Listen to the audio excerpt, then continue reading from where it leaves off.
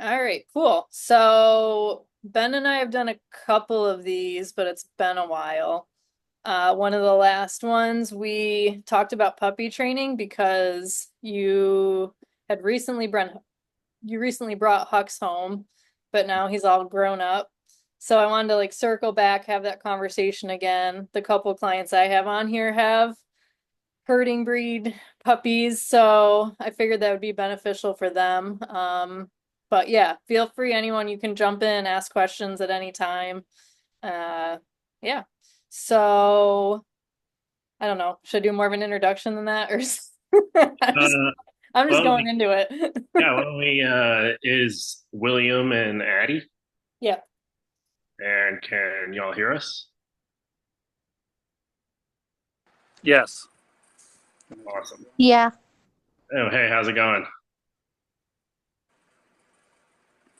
Let me try and turn my video on too. Okay, cool. Sorry. Yeah, we're here. Oh, awesome. You can The How's it whole going? family. Hi, Liam. He's like, what is going on? Yeah, he's Hi. probably excited. So Yeah, y'all have a young puppy? Yes. yeah. Yeah. How old are they now? I just asked Addie this. What is it? March. So March 15th was when they were born. What were they at the? So what, like 4 months? I know. Okay, I don't know. I'd Yeah, have to do the just math. over 4 months. Yeah. And Yes. Jack is here. what kind of breed? Um, Australian Shepherd Border Collie cross. Oh, awesome. Yeah. This guy. Oh, Yeah. so cute. It's amazing.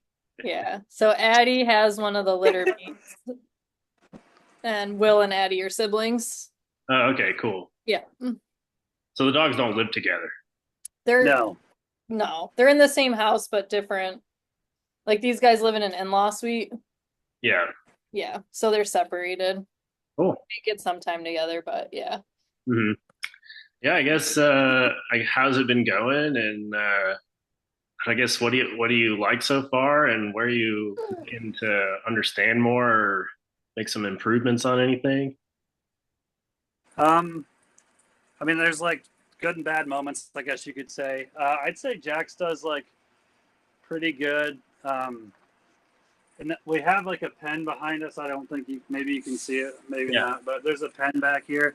yeah, Um, so like we don't like we'll let him out sometimes in the house itself, but like we have to really watch him because he'll get into stuff and chew on things and um, yeah, puppy things. But he does pretty good about like not going to the bathroom in the pen, going outside. Like he has a couple accidents here and there, but he's really pretty good about that. hmm, As far as I can tell, I think he is pretty smart, but I would say he's got a bit of stubbornness to him because like we have done different like I guess you could call it obedience, but like different commands, and he knows them and does them pretty well. But then there's times where it's almost like you can see him like the way he looks at you, like he knows what you want, but he don't want to do it. right. So he kind of just kind of he like looks away, like he just won't look at you when you ask. Like I'll go outside play with him, um, and ask him to like roll over or something, which he knows how to do.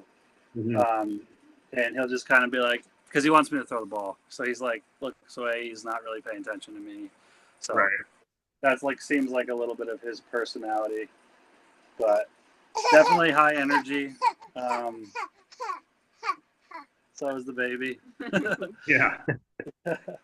But yeah, I mean, yeah, I'd say good. Um, One thing that I guess in the pen, he does like a lot of barking. Hmm. Now we have the baby, so food falls off of the high chair, and we'll let him eat it. But like, it's kind of like we're trying to like have him in, and then I'll let him out to eat it. But I don't want him like freaking out in the meantime, which I know is probably a pretty hard thing to do for a puppy. Hmm. Um, and then we do have a cat, which you see her right. Yeah. I can't see her there, but she like he'll also like kind of go bananas and bark at her through that pen. Hmm. So it's kind of like I guess I mean, we know he's young and a puppy, so it's like a process. But that's kind of like our biggest thing is that just yelping bark where he like won't stop, and it's just like I don't know. I've seen things where it's like, oh, maybe you're supposed to ignore them so you don't reward the behavior, but I don't necessarily know exactly how to do that properly. Hmm. You're saying when you're preparing his food and he's in the pen, he's freaking out? No, not his food. When Maybe. it's like if we're eating, like he'll be in the house in the pen, we'll eat. Liam will also eat, and often Liam will drop things off of the high chair. But like Okay. we'll have him in his pen, like as is, like as he typically would be for a time. And then typically when we're done, we'll let him out and he can kind of clean up the floor. But in the meantime, like he's just like freaking out because he wants to get out to get to what's on the floor. Mhm. Is he barking at other times in the pen, or is that the main situation? At the cat, which makes sense at the cat, and then sometimes if he just doesn't want to be in there, um, which again makes sense. Like if we had like if it was early in the morning and we hadn't gone out to have like a play session yet, but it's typically like the food and then the cat. Like he's like jumping up and down because she'll walk by to go to a different part of the house, Mhm. which I mean to us they're I mean I get it, they're all like very reasonable reasons for him to want to do that, but I hope that that's not going to be a forever thing with him. For sure.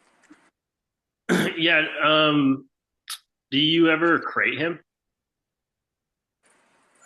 Try to, but he like does not have an off button when you do that. Like so, there's a couple times. Well, we crate him at night, and he's pretty good about that. Go and go to sleep, sleep the night. It's in the bedroom near us. Uh-huh. And then on occasion when he is like going crazy in there, like I will put him in the crate, but like he just continues in there to go bananas. Right. Okay. And with the cat, like, I guess would the cat be if he did too much with the cat? Would the cat turn around and kind of put him in his place, so to speak? Oh yeah, yeah, she does. Okay. But he Yeah. still barks. Yeah, it's like it's almost like he'll be out. We've had him out, and she'll be on the top of the couch, and he'll kind of be like bouncing towards her, and he'll kind of do like this high pitch, like it's kind of like he's playing, and Yeah. she'll swat at him and stuff. She seems like pretty like angry, but at the same time, there's times where she kind of comes closer to him, so maybe she's playing in her own way.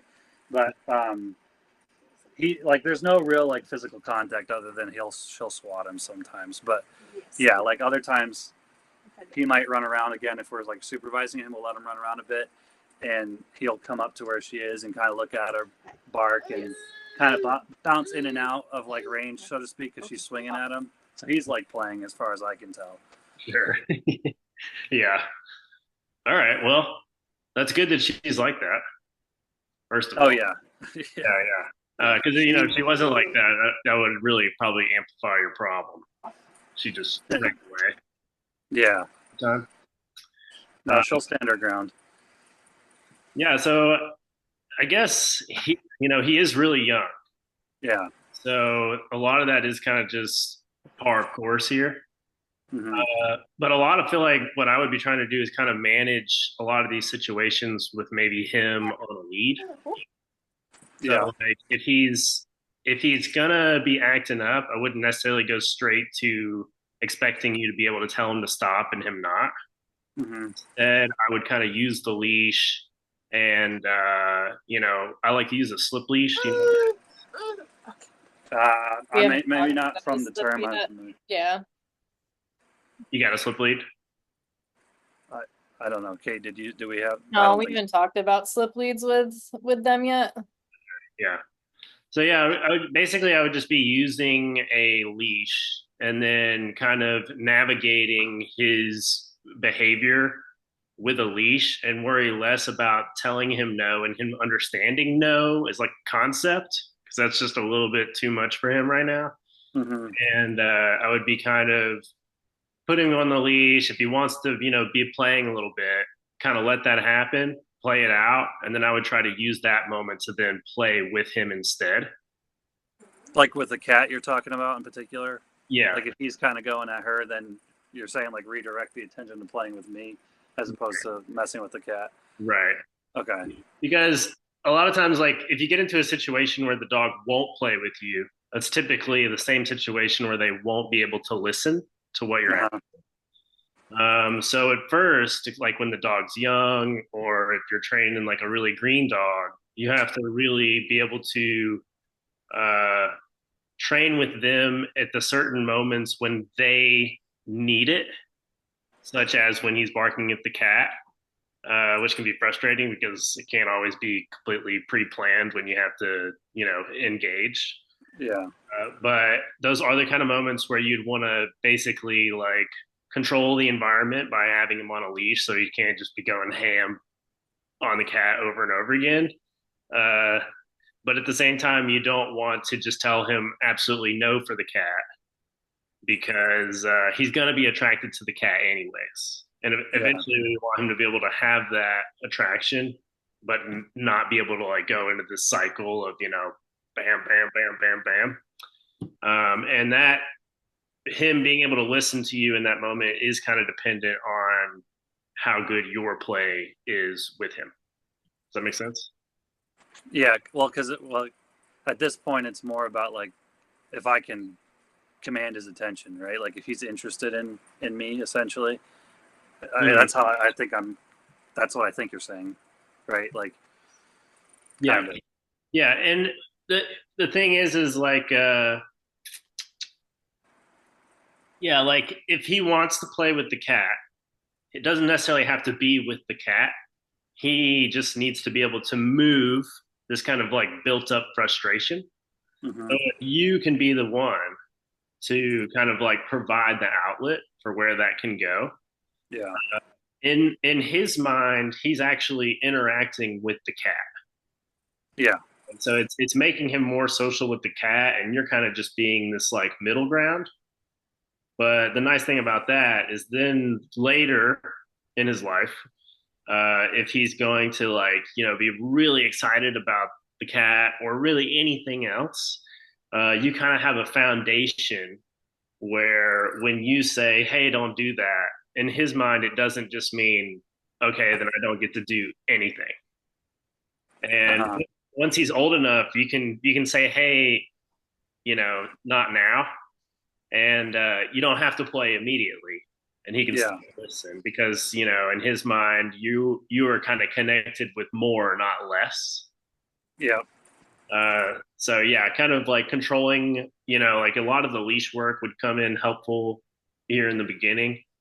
Um, and yeah, just controlling the environment around the cat so he can't get into these, problematic cycles.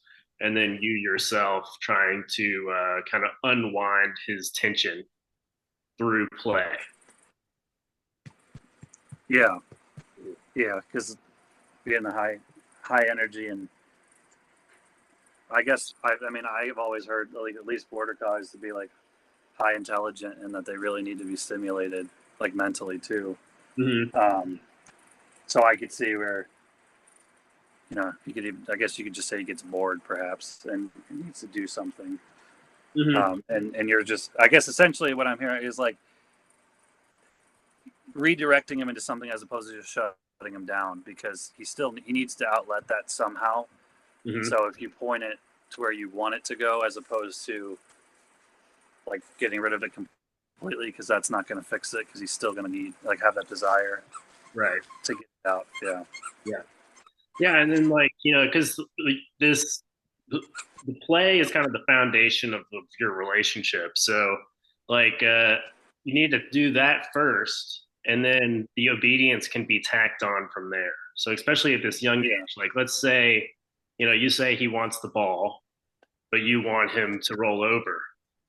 So instead of doing roll over just for the sake of roll over, tie roll over into that releases the ball. Yeah. Right?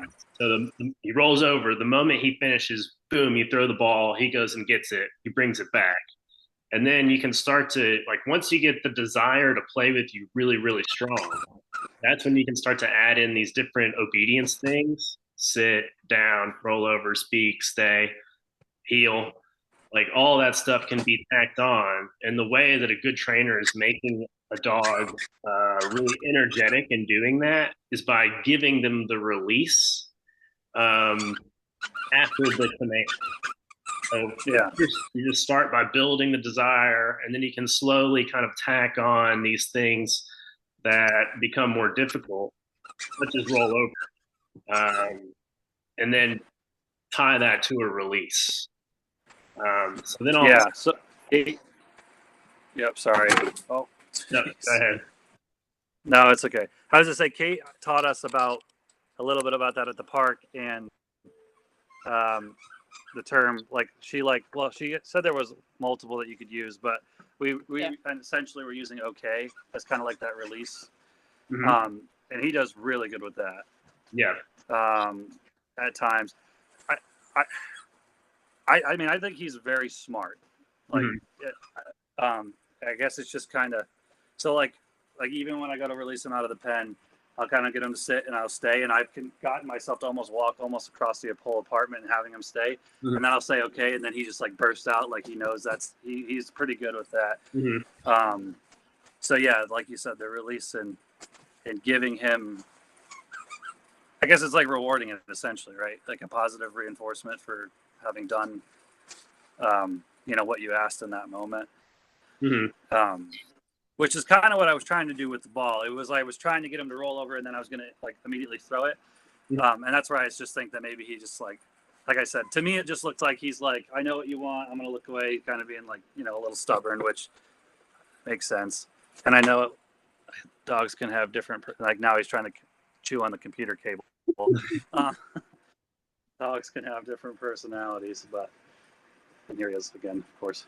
Mm-hmm. Well, he's so young. Like I feel Yeah. like you like this is what everyone does. We just rush to like raise our puppies into the like adult dog we want, when Yeah. their development takes more time than that. But then like he'll be two before you know it. So Yeah. like you really have this chance when he's young to build that solid foundation with play and him directing his drive with you. Um, like you're not gonna get you can always do this with an adult dog, but a dog's gonna be the most pure that they'll be as a puppy. So Yeah. you just have this great opportunity for that, which will help you. So I can't remember if I mentioned this to you, Ben, but Will eventually wants to have sheep and potentially have Oh, chickens herd. Yeah. mhm. Um, and then maybe Robin will get involved with that too. So when Addie goes off to college, it sounds like these guys will have her dog until she's able to take her. We'll see. But yeah, so that's just like a cool future goal that they have. So on top of like having the puppies develop like healthy, we also want to make sure that their drive is really harnessed with you because like that is a goal that you have with them. Yeah. Definitely. There Um, was something else I felt like I couldn't remember.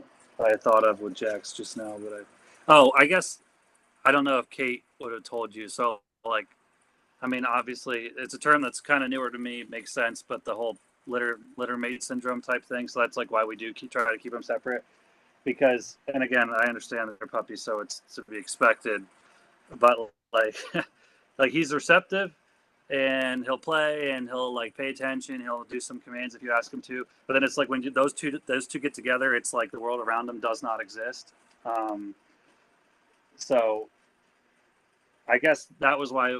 I mean, from what we thought with the littermate syndrome, it's like, and Kate said, like you could let them play, but like trying to keep them separate so they can kind of develop independent of each other. Because I guess that's what I read about with littermate syndrome. If they grow like that, then they're going to be co-regulating all the time, and if they don't have each other, it's problematic, and then maybe they even get aggressive with each other. So like I mean, brief, on the surface reading of it, like I'm not an expert obviously, but that was kind of why I'm trying to see if we can get him to be able to regulate on his own away from her. Mhm. yeah. Yeah, Yeah, and there's a couple of years. So Addie's 15, so it's not like she's going into her senior year of like high school right now. So there's time Yeah. before they potentially would be together more. Like they'll be fully developed and stuff before then. yeah, and I think it's like a pretty like I like to think of it as like it's like human personalities. Like if the two dogs are grown up and they're the same age, like you say, Jax is like stubborn. What will happen is if the other dog is the opposite of stubborn, they'll polarize. So Jax will become more stubborn, and maybe the other dog will become more passive or submissive, we may call it. And that'll actually be like a them growing apart in relation to each other. Uh, so yeah, but I do think that that doesn't mean that they should never not be with each other. It's just that when they are, it should be like we're out, we're playing, we're going to do this for like 20, 30 minutes, whatever, and then kind of go back. And you really want those kind of more resting places. Like that's where you want that really clear separation. Because Yeah. if energy's moving really fast, then there's that kind of personality tends to dissipate because the dog just gets completely caught up in the moment. And it is beneficial to have another puppy that young to be able to play because they're like kind of on the same wavelength of just rough and tumble, probably, like we're going to go bananas. Yeah. And a lot of times that with puppy, uh, they won't understand a older dog's boundaries as well. So they can really actually like piss a dog off like very unknowingly. Yeah. So it's nice that they both kind of don't have this social awareness actually right now because they can kind of just go crazy with each other. So yeah, I would say like I think you're right to have that perception of them kind of like not being together all the time is really good.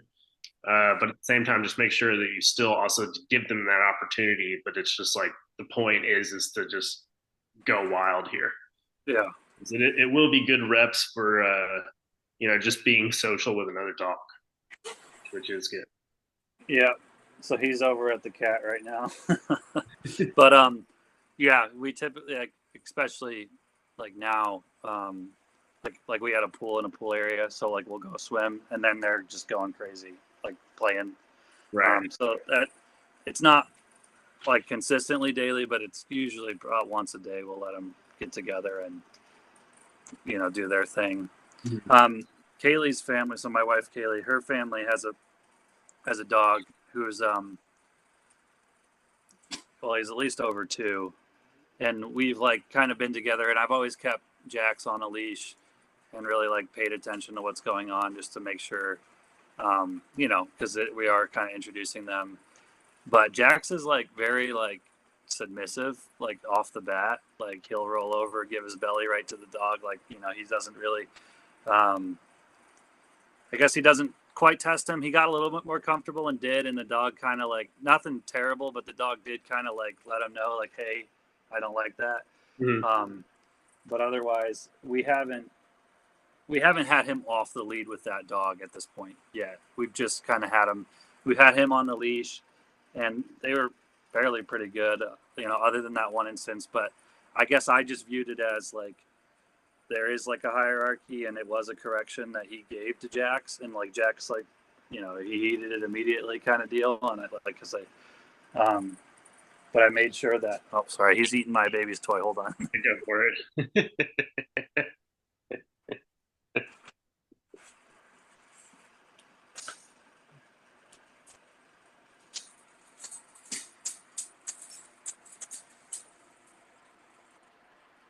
Yeah, I didn't want that one to be ruined.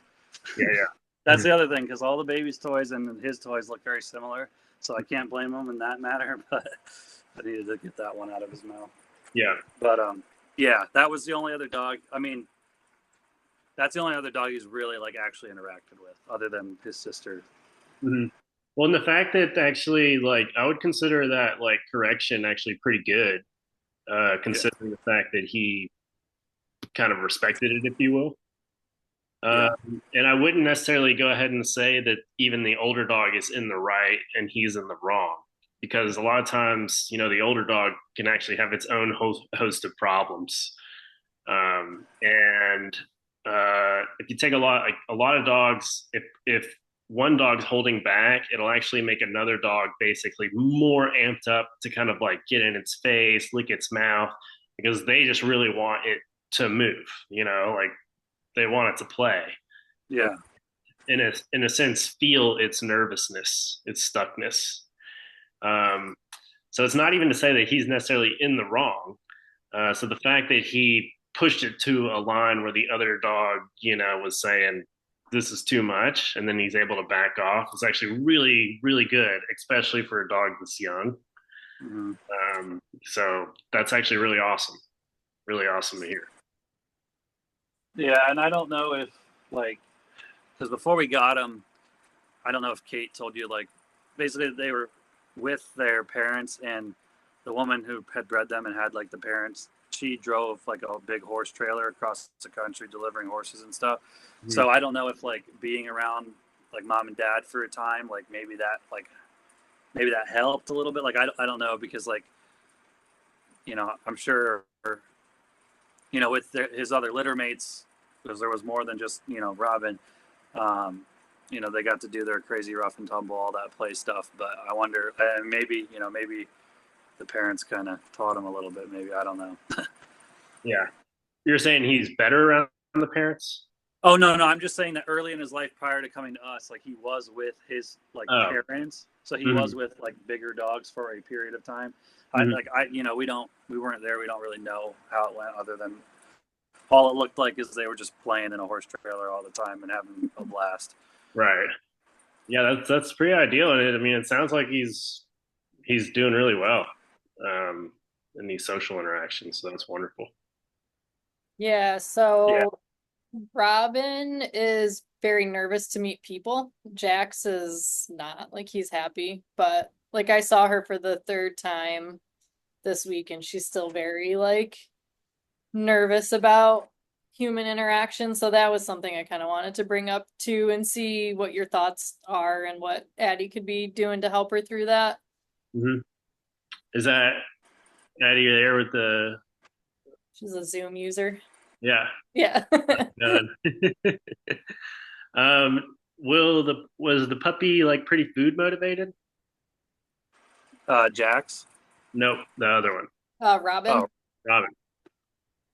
yeah. I mean, like in terms of like when we're trying to do like well, I guess essentially what we did. I've been out with Addie a couple times in the yard where she'll kind of walk on the lead. She'll behave, or I say behave. She'll follow like based on what Kate was showing us with treats and stuff. Mhm.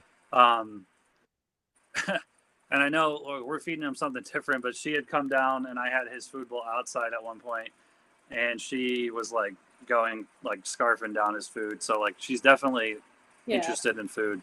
Right. Yeah. So you definitely want to like lean on that whenever this nervousness comes up with people. Even if like people are going to be coming over, you could like take breakfast or whatever, and then kind of feed breakfast as the company comes over. And then actually the way like just like you're saying, like with following you, like any time that you could use the food to create more movement amongst the people, she's gonna feel better. So like the nervousness is literally like her sensing that she can't move well in a given moment. It's an internal problem, but if she could turn that into movement, then she would actually start to feel better internally because she's giving outward energy. And that's why food is good. It's because it's like a stimulus, but it's digestible. It's easy to go towards, to move towards. So you can take the food and like with the follow you, you can even like throw food stuff to have her go chase food. But basically, you're gonna like use the food or any toy when people come over and try to take the energy off of her being fixated on them and put it on something in the middle, such as the food or the toy. And then that will create kind of an indirect way of creating movement, which is going to help her feel safe around the people. And then the second part of that is the environment. So, like, if you're just point blank, if you're like outside, it's going to be better than than inside if she is not nervous about being outside, because that leaves a lot more things to smell, go up. She can pee, so it doesn't like if we're in a stagnant house and then somebody just comes over, that's like a really sharp change to the environment. But if you went out of the house and then someone came over and was outside, you got to play a little bit, and then you all came in, then she would be much more liable to be, interacting with that person and not having that nervousness kind of overcome her. Yeah, and we were Yeah. working on because we met outside this week and she was like like she freezes and then hides behind Addie. Yeah. But we worked on getting her like kind of chasing a ball and playing with us, and that really helped her. Mhm. Yeah, and I think, part of this is like a lot of times your dog's personality will kind of mirror your own. So if you find like it might be hard for you to open up and play really, goofy, and excited with the puppy, you might see that kind of mirrored in how they act.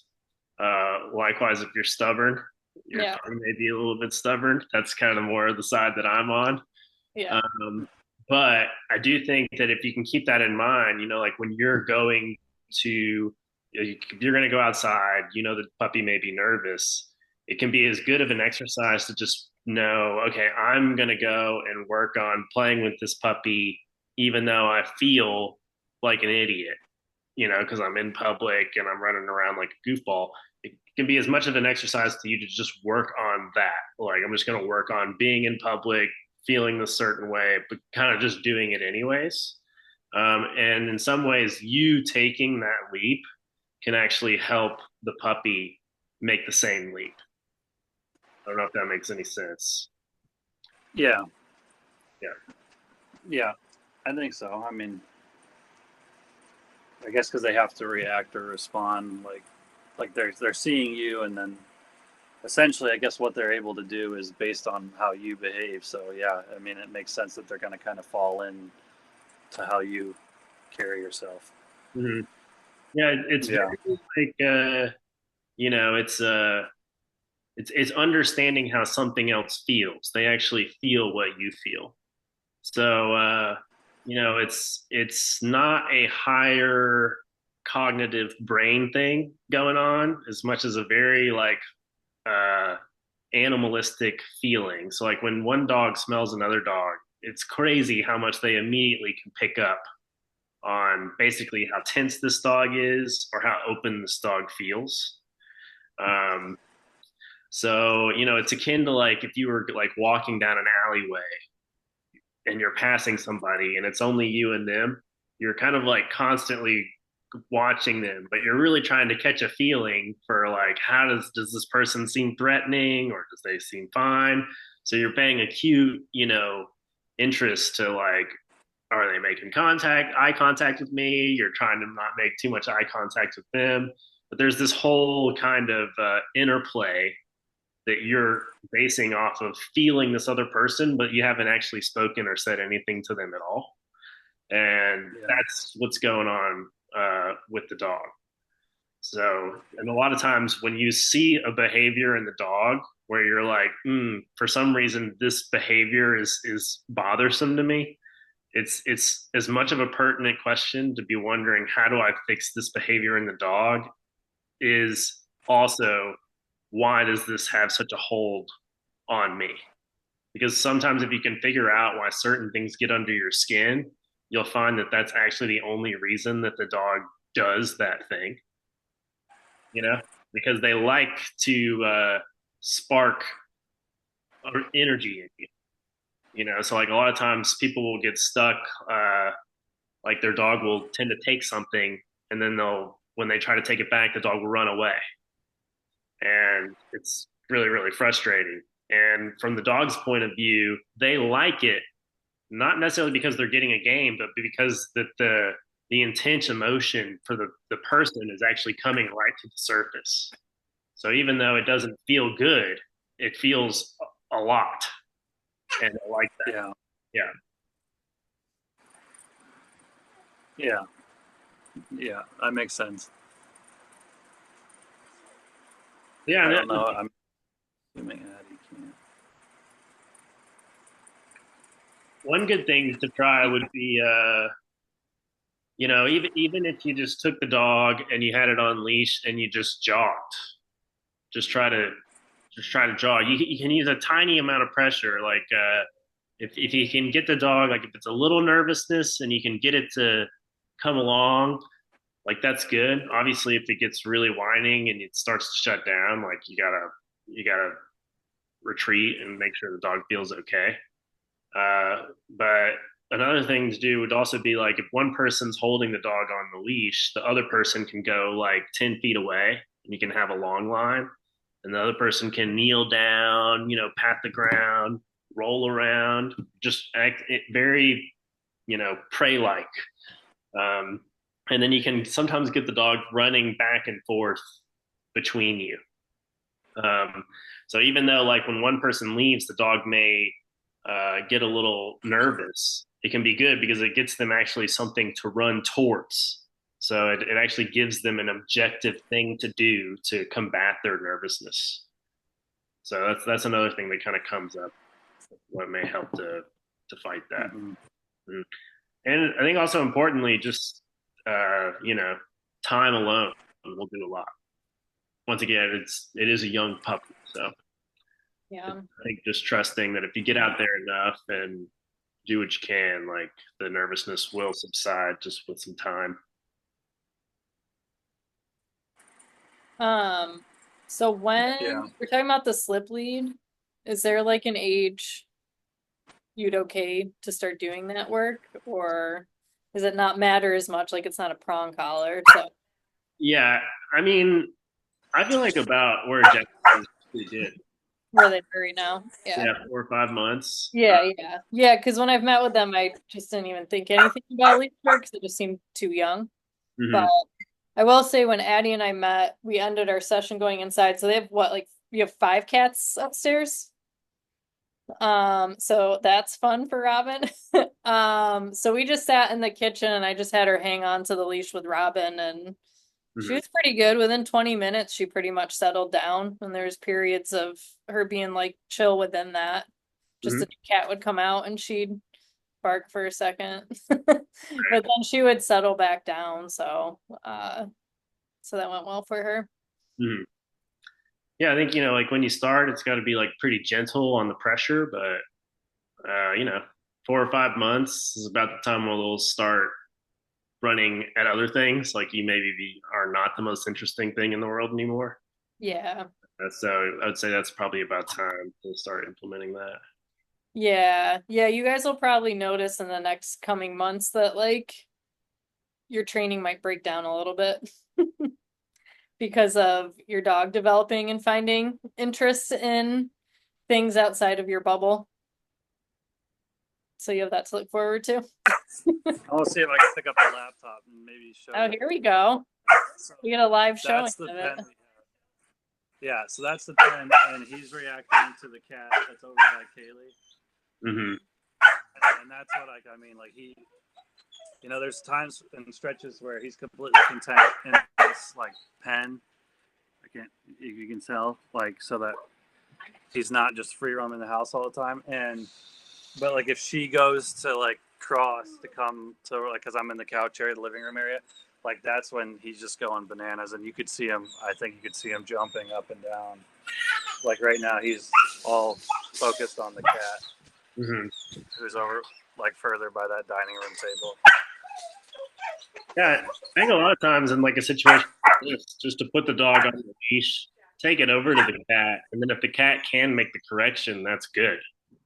Um, and if you can kind of have the cat make a correction and then see if you can be like, okay, that was a good try. Let's go over here. That might be a good thing to do. Just to try to actually let him make the contact, but then have him on leash so he can't get stuck in a cycle.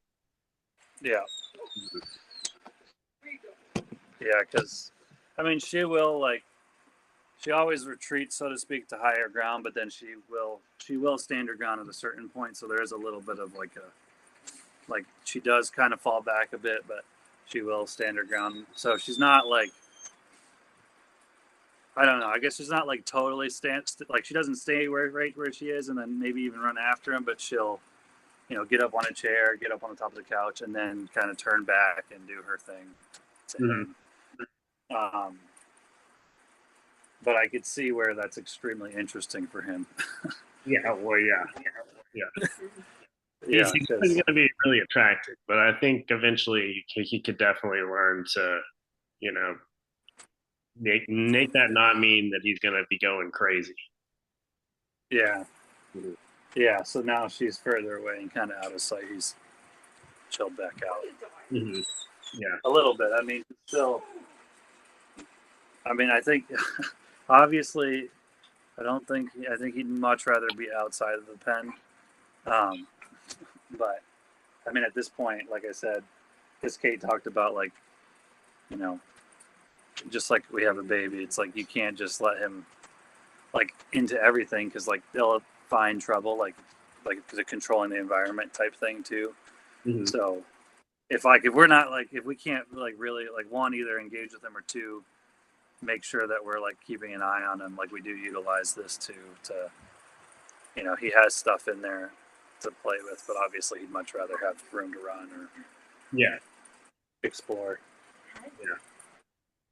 Yeah. And I think you're doing that just right.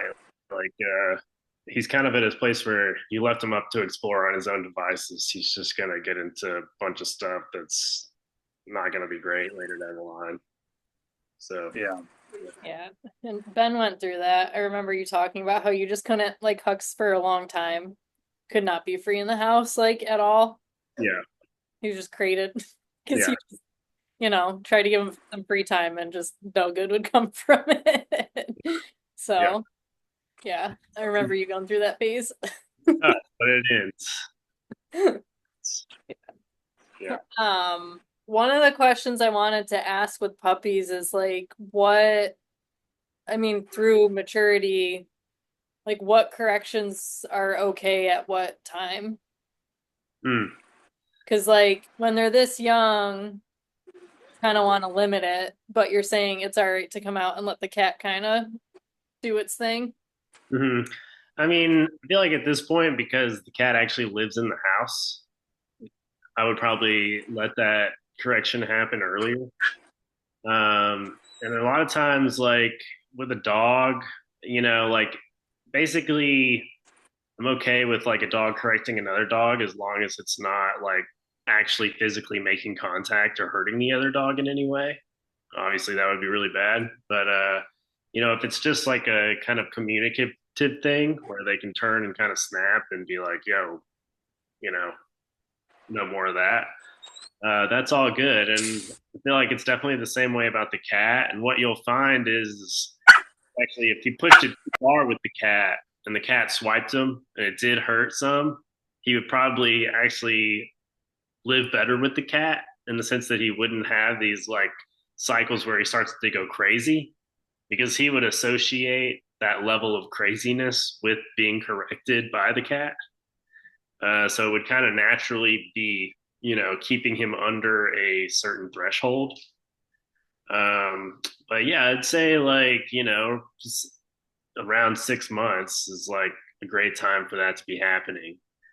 Um, and I feel like I would leave any like more intense things corrective wise to be for like 9 to 10 months later, or Yeah, like once they are 9 to 10 months yeah, old. Mm-hmm. Because there's a difference between being corrected by something directly, like another animal, and then being corrected by the owner. And if it's going to be corrected by another animal, there's no uh, potential damage to be done between your relationship with the dog because it doesn't actually involve you. So I feel like normally that's a pretty good go as long as you can trust that the dog's not actually going to like get hurt or get overwhelmed. And yeah, normally with a stubborn dog, they can actually take a correction pretty well pretty fast. Because they'll be the ones that actually get themselves in position, and then the nervous shy dog won't, because they won't approach a cat or get up in its face enough to where it actually will swipe them. So yeah, I think it would be a good thing for now. Well, and what's really sticking out to me right now, I'm going reading through natural dog training again. So, background we didn't cover. I've been studying a method called natural dog training for a while, but Ben was actually fortunate enough to apprentice under the founder who's no longer with us. So that's why Ben's one of my go-to people here. So Kevin, the founder, he wrote a couple books. So I'm rereading one of them, and what's sticking out to me is just with the potty training with puppies, like as soon as you bring them home, how just that interruption of them going to the bathroom and you interrupting that to bring them outside, to them Mhm. that's seen as a like correction. Yeah, And like the kind of startle from it can right. have like consequences later down the line. So I don't know. I'm kind of picking up on that more this time through. Mhm. Yeah, that like rushing up Yeah. can get you. Yeah. So, all right. Well, there's a couple of questions that came in on like through Instagram we can address, but I just want to make sure everyone on the call is good. Or if you guys have more questions, go for it.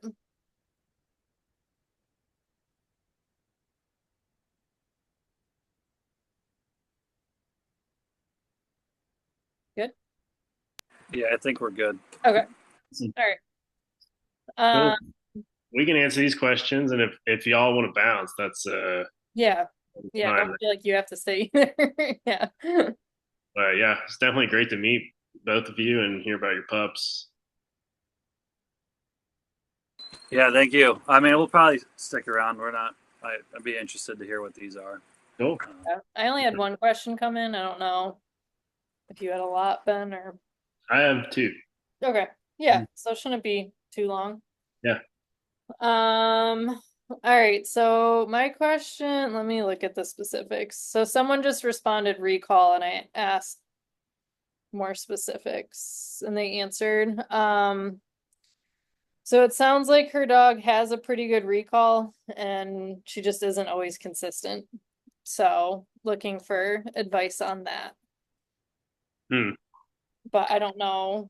I don't know them. So I don't have more context beyond that. Yeah.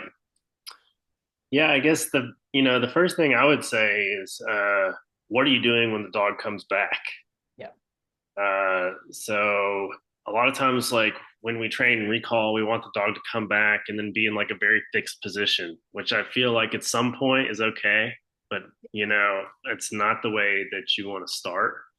So in general, with recall, you got to be able to make sure that your dog is recalling to something worth coming back to, which in the end, you can build up enough, basically of a relationship that you don't have to be doing all this stuff when they come back. But at first, that is kind of going to be your foundation for a good recall. So immediately, I'm jumping to food or toy, Yeah. but it's more so what you can do with the food or the toy to have the dog express a lot of energy. So like you're calling the dog off of something that it really wants to go do. Therefore, you have to be something that the dog really wants to come back for. Um, so making sure that you're giving that release to the dog when it comes back, I think is really really important. Uh, Yeah. and if after you have that foundation, then you can start to look at maybe having a correction for when the dog doesn't come back. And I would get into that, but I don't know this person, so I feel Yeah, like I don't know. Yeah, yeah, going into there yet. yeah, my two thoughts were pretty much in line with yours. One being like, are we always just recalling them to take them away from the fun? Or can we build in like a fun release cue. So like the dog comes back to you and they go back to their freedom. But I do speak with all my dogs when they come back to me, which they really like. So just kind of making that whole event fun. And then as you advance your training, like I don't want your dog to just have the option to blow you off and like not come to you when called. So like Yeah. they shouldn't be off leash if they don't have that reliable recall. Like you're not far enough in your training yet. Right. So Yeah. So yeah, just making sure that you're really like giving the dog, something to come back for. And I'd like to make it clear too that the onus there is on you. Like, it should be your wheels should constantly be turning to be thinking, what could I be doing to make the dog more interested? And that's something that a good dog trainer doesn't just know about any dog. It's something that they find out about each individual dog as they start to understand that dog. So like every really brilliant trainer that I've seen, they explicitly talk about how, you basically have these, like you may have a set way that you like to have things go that tends to work well for a lot of dogs. But where you truly get good is when you're able to realize that maybe this isn't working and shift to another area and try something a little different depending on the way that this dog interacts with the world. So if you're trying to just do the same thing and you're finding that it's not working, you really need to ask, well, what actually could I give the dog that what could I give the dog that it wants, and how do I do that? You know, and then even when you're getting into the world of maybe like adding in corrections so the dog comes back, it's really important to make sure that you're not only doing that in a very still obedient kind of way. So like if you do make a correction, the dog comes back, don't just have it sit and do nothing, right? You still want to have play or some type of interaction with movement going on after the correction. yeah. Because we very much so kind of fall into this world of now we're in obedience mode. Now you're off leash and you can do whatever you want. And what we're actually trying to do is blend the two of those as much as possible. Not easy to do, but it's not a dichotomy that we're looking for. We want the dog to be able to go and experience things and be having fun and interesting things going on. But then also when we call, what we're really asking for them is to be interested in enough in us to come back. Yep. So yeah, and that interest is kind of built through what you can give the dog physically, expressing its body in movement and play is the best Yeah. friend. Yeah, and that circles back to what we were talking about earlier with Will too, of like with Jax barking at the cat trying to play with the cat. Can you turn that into play with you? Mm-hmm. Like at the age these puppies are, like being able to really put time into doing that now to set that foundation that will help you later on when you find yourself like in these situations in the real world, Absolutely. Absolutely. Yeah, so you kind of are doing recall training, just Yeah. working with the cat. All right, so I got a couple questions. Um, this one I feel like we kind of covered, but it's how do I get my dog to listen when training without food? You want to shoot for that? um I mean, I always go to play. Like that's Mm, where I start. If we're not using food, I guess. Um, yeah. I wait, mean, did they give any more context or just no, no food? no, I just mean, you have asking. to figure out what motivates your dog. So Mm-hmm. usually, if food's not working, we try to figure out something with toys. Right. Um, but I don't know. I mean, my go-to with like every dog, my foundation is kind of like, can we just like long line hike them and try to develop play? and kind Right. of get that fulfillment in and get ourselves involved in the things that they like to do. And then inside, we're pretty strict inside, so they're not leaking like that energy elsewhere. So whenever they're outside, like we're just trying to maximize like their attention with us. So figuring out the activities they like and figuring out how can we be involved in them. Right. Yeah, I feel like just by the way the question is designed, I want to make it clear that it's not the food that has the value. Like, I mean, food has its own value, but what you're really trying to do is tie the value of the food as a stimulus into you as the handler. Mm-hmm. And a lot of times with like, really positive reinforcement focused trainers, like if you were to ask them, what's the best thing for a dog? Like what's the highest reinforcer? They'd say some, super smelly Yeah. fish, right? Yeah. Some food that's amazing. And I think the basically everything that I'm trying to push is saying there's actually a higher reinforcer than just food. Um, and that is kind of the ability to express oneself through movement. And I like we can look at that with hunting. Like a lot of times, you may see a dog actually be able to kill its prey, but then it doesn't eat it. We Yeah. become very confused because in our mind, we're thinking that the dog is hunting with an end goal to kill this thing and get this food. But if we watch dogs, it's very clear they always, or a lot of times, they do not get that end goal, and they still seemingly had a great time. So it was actually the act of hunting the thing, period, running, using the mouth, all of that was really good. So the food was able to provide an opportunity for the dog to go through this experience of expressing itself at full rate, which is awesome. Um, but it's not actually the reward that they were looking for. It was the pursuit of the reward that was so good. And that is the highest reinforcer that there is. So a lot of times when people are talking about training and we talk about reinforcement, we can talk about the quadrants, positive, negative, punishment, reinforcement.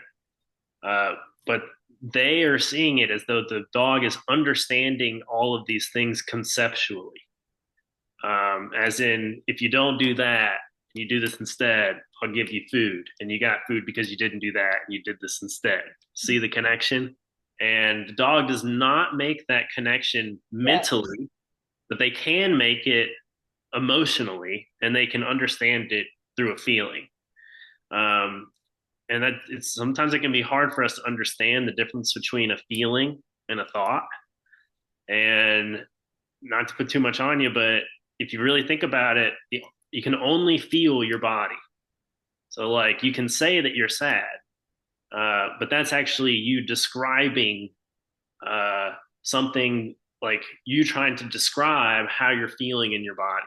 And if someone is truly sad, you know immediately because of the way that their body it looks, the way they hold themselves.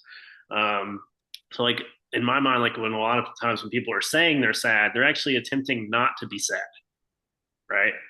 So they know in their mind they're thinking I am sad, but they're actually not letting their body experience that sadness. Um, so it's important to remember that it's not always the end goal. It's not the concept that is actually teaching the dog because they aren't understanding it conceptually. So your job to increase your dog's attraction to you is actually to create a way in which getting the reward brings more pleasure than the reward itself. And that's done like through movement. So if you're wondering, like, oh, the dog doesn't listen when there's no food, then perhaps you're putting too much emphasis on the food is the ultimate reward for the dog.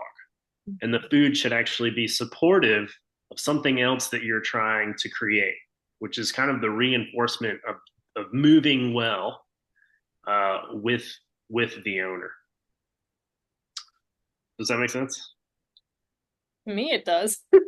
I don't know if anyone on the call is confused and wants clarification. Yeah. So yeah, it's I don't know, it can be a tricky thing to get your mind around. But you know, the dogs aren't learning things like conceptually. So if you go into a shelter and you start raising up a tree in front of a dog and you say sit, like a bunch of them will do it. And we like to tell ourselves that we taught our dogs to sit. But if you take me into a shelter full of cats and you go around and you start asking all these cats to sit and they all sit, I'd be like, wow, you really taught these cats to sit. With a dog, I'm not buying it because it's Yeah. just something that they do. And Yeah. that's kind of speaking to this thing that I'm talking about, where you can use the food to elicit these behaviors that are basically happening as in relation to you. And you can work on expanding that and creating more energy in that space in between. And that's actually where the dog is learning stuff on an emotional level. That's where you know you may be able to actually get your dog to sit in a really tough environment rather than just to be able to sit as like an autonomous unconscious thing, Mhm. right? Which is a lot of times where people get too stuck on marking a behavior.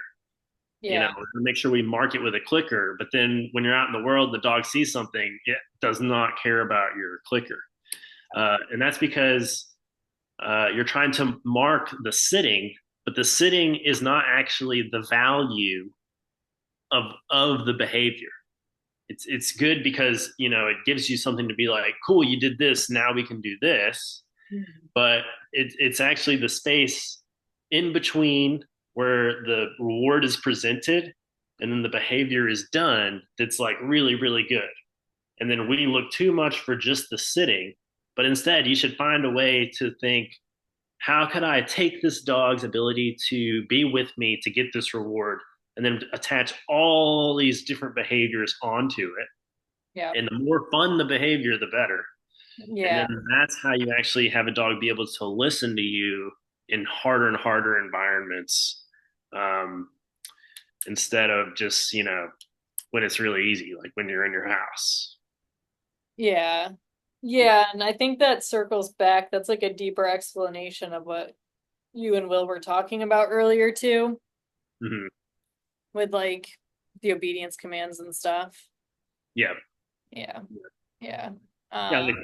Because a lot of times, like, you know, what we really want is not our dog just to be obedient, but we want a, like, a, what do they say, je ne sais quoi. So it is like you want this kind of like fire for life. You want the dog to want to do, Yeah. like, yeah, you want them to want the same thing. Yeah.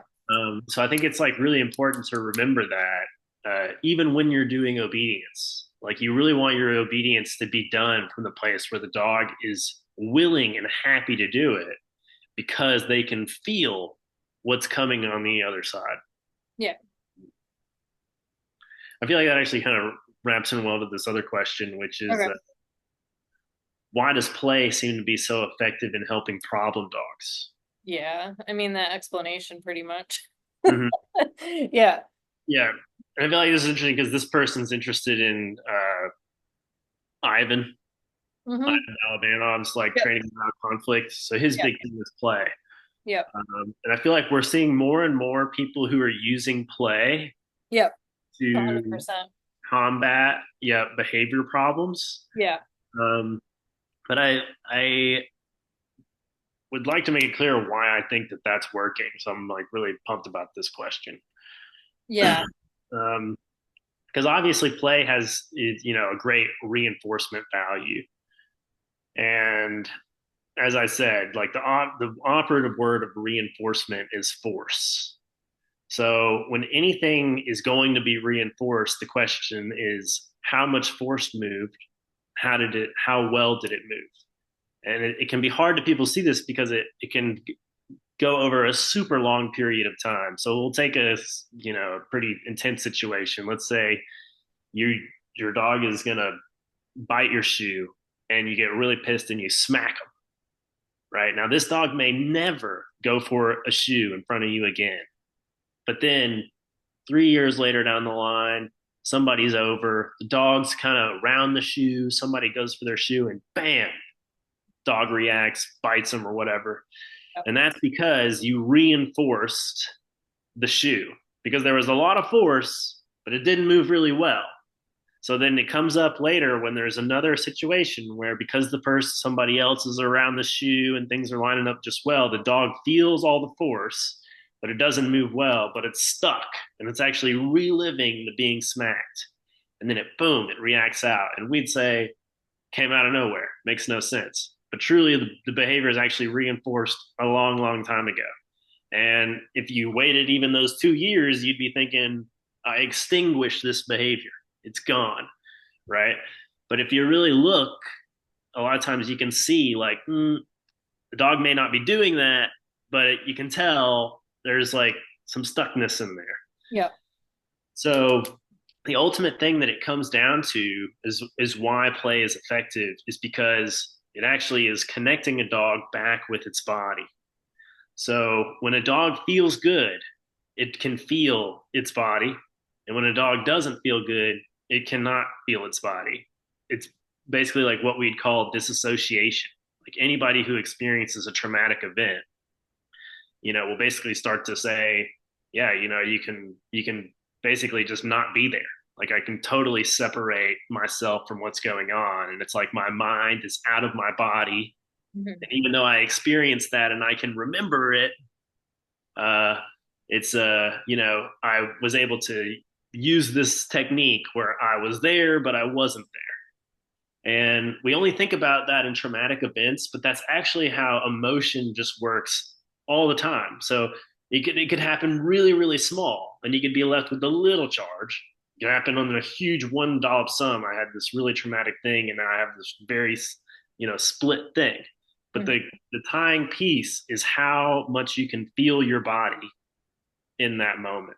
So if you can take a situation where a dog is tense and brittle, let's say they, want to attack another dog, and then you can start to get that dog to play. The reason that that makes the dog better, even with the other dog, which doesn't seem connected, is that you've taken a moment where the trigger is present. So for this, it'll be dog aggression. So the dog sees the other dog. Now, the only thing that's going on in that dog's world is that it feels that it cannot move its body because it literally cannot feel its body.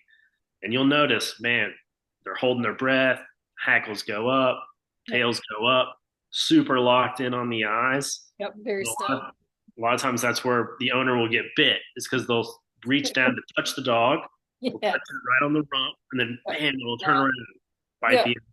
Yep. Yeah.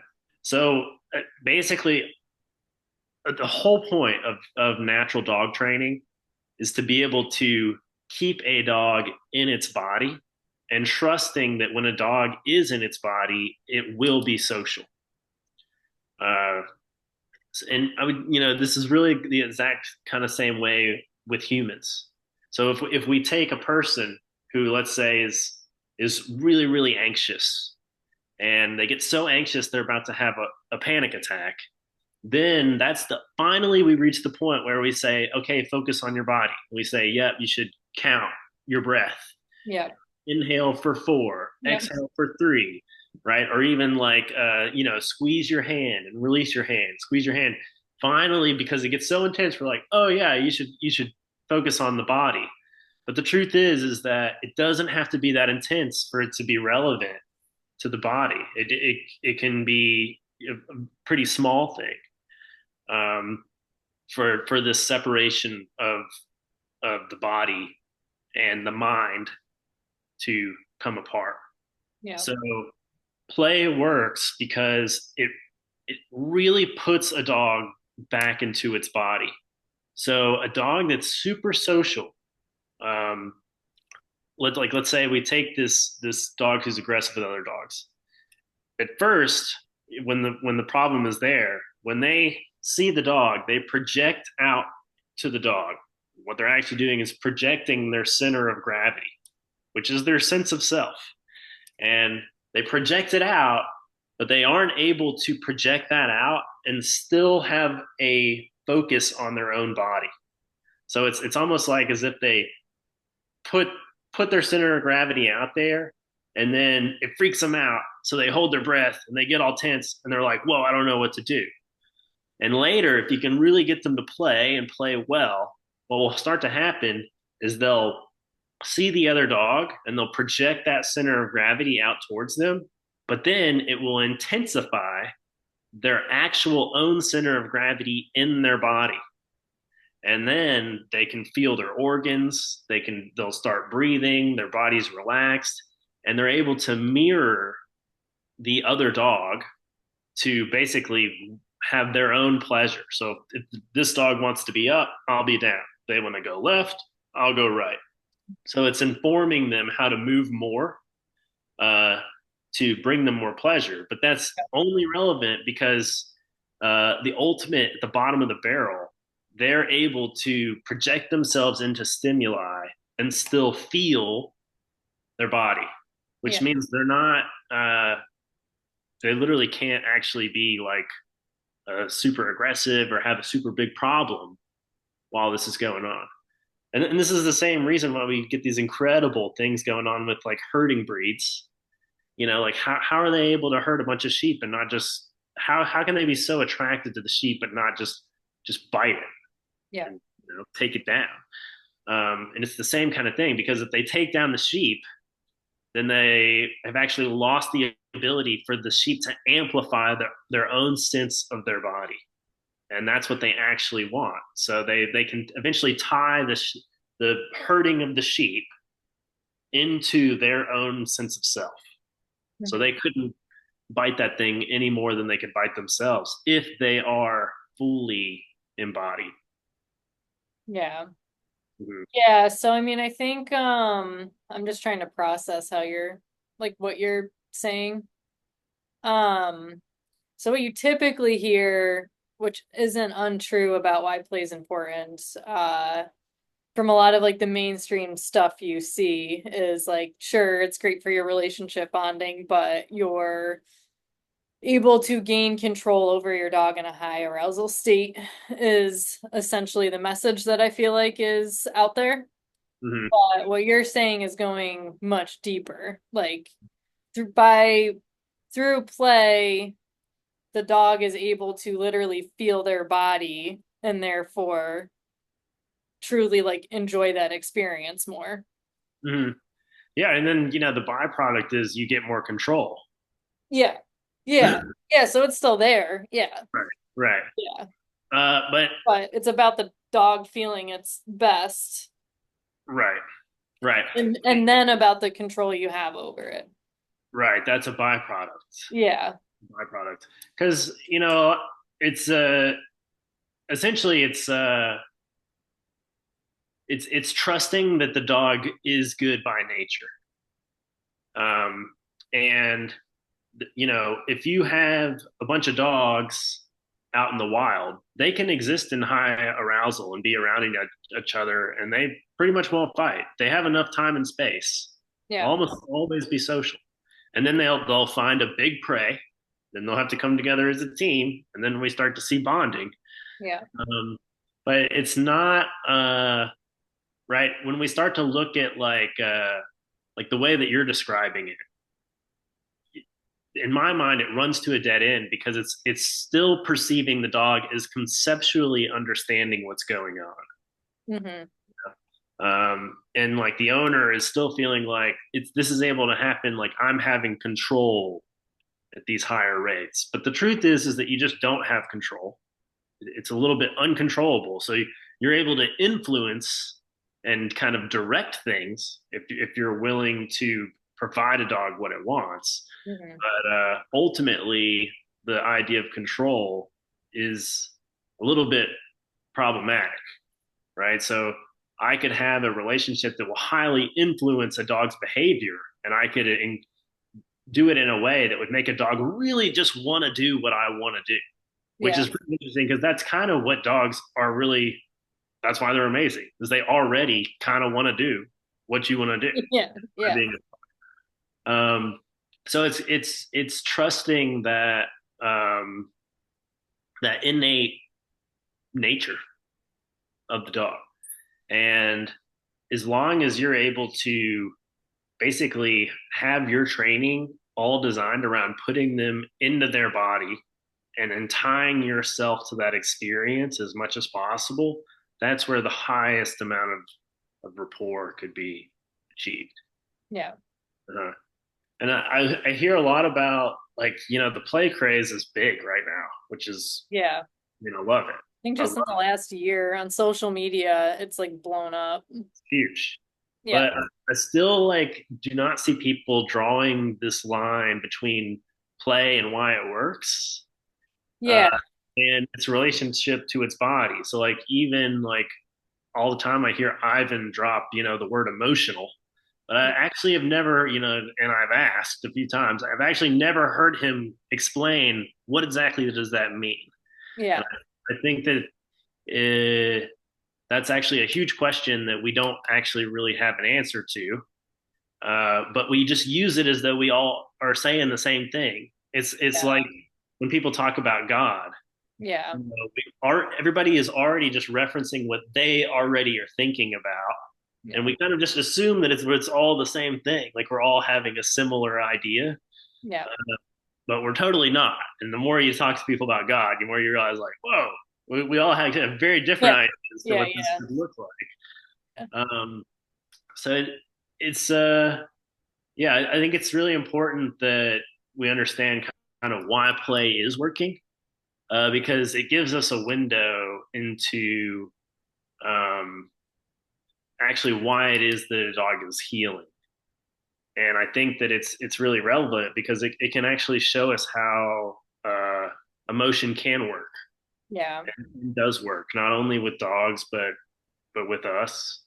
Yeah, I mean, like what you're saying, if you have like social anxiety and you're not like what, you're not there's techniques to get into your body and then you could enjoy your experience more, I guess. But Mm-hmm. yeah. Yeah. So I get what you're saying. And even like in sports, it's like the more anxious you are. I always go to like tennis just 'cause I play tennis. Mm-hmm. Like I moved up a level and then I was losing matches because I'm like going in like anxious. But as soon as I just am like not feeling that anxiety, confident with myself, I don't have to think about what I'm doing. Like I'm just going. Mm-hmm. Things are working out a lot better. So Yeah. yeah, no, that makes sense. Yeah, there's a brilliant book called The Inner Game of Tennis. Yeah. I don't It's think I've really read famous. it. Have I read it? Yeah, I'll look that up. Yeah, it's all about this, and it is about uh, tennis, which is good for you. Yeah. But it is all about what you're talking about. And in my mind, it's actually kind of the human book that's talking about the ability for athletes to perform from a feeling state or Yeah. a mental state. And it's the feeling state that athletes always want to get to. So Yeah. when Yeah. I was in college, I was a psychology major and I wrote a paper on a book called Flow. Okay. And this is basically what Flow was about. It could be athletes or art, Yeah. but it's all about kind of like getting into the flow. And the flow is really characterized by losing a sense of time, losing a sense of me and other. You're just completely acting in the moment. It's almost as if your body is reacting and then your mind is following. Yeah. And the more you actually, like this guy, he noticed because he's like coaching people tennis. Hmm. Basically, he noticed like, oh, if I mark something that this person is doing wrong, so like let's say like on their forehand, at the very end of their swing, they're going left or they're going right too much. He's basically realized if I tell them that and then start to just mark right there, boom, up, you did it. Boom, up, you did it again. Don't do that. Don't go to the left. Up, still to the left. They Yeah. actually start to mess up more Yep. in the mark behavior. Yep. Whereas if he can actually just get them to focus on one tiny aspect, which in the beginning, like I remember him doing, he had them just focus on the seams of the ball the Yep. whole way through. Don't think about hitting the ball. Don't think about the fact that you're going to the left at the end of your forehand. Yep. Just absolutely focus on the seams. The body takes over and it can complete the task better than the person can when they're actually thinking about it Yeah. from a mental point of view. Yeah. Yeah. So, So like in when you're teaching a dog to play, now they get better with this other dog.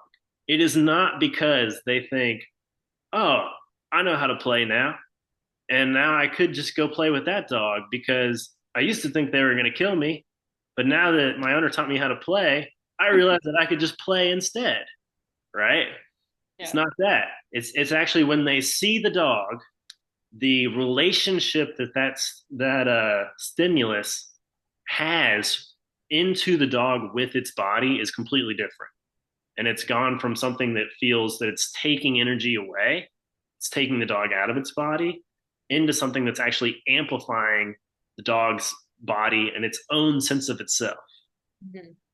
Mm-hmm.